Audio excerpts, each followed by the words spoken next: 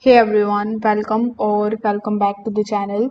In today's quick video, I will show you exactly how to stop sharing the files or the folders on Google Drive in 2025 so that you can take back the full control over your content. So without further delay, let's get straight into it. First of all, you need to come here in your Google Drive and then sign in into your account.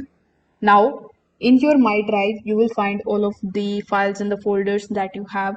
So you need to simply try to find that particular files or a folder that you want to stop sharing with someone else. You will know it's shared if you see the little person icon on it. It is going to basically show you how many people are actually using that folder. So you can just simply click on the three dots right next to it, then click on the option of share, then click on the option of share again. Now you will find this type of window appear in front of you.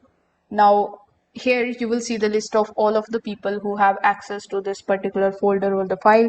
So you can click on the option of remove right next to their profile in order to remove the access.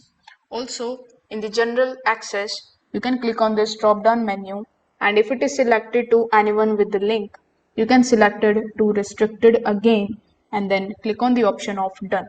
So the file in the folder is now private to you unless you share it again. So this is how you can stop sharing on Google Drives in 2025.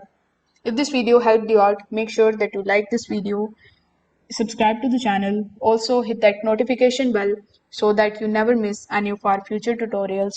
Thanks for watching this video. Bye.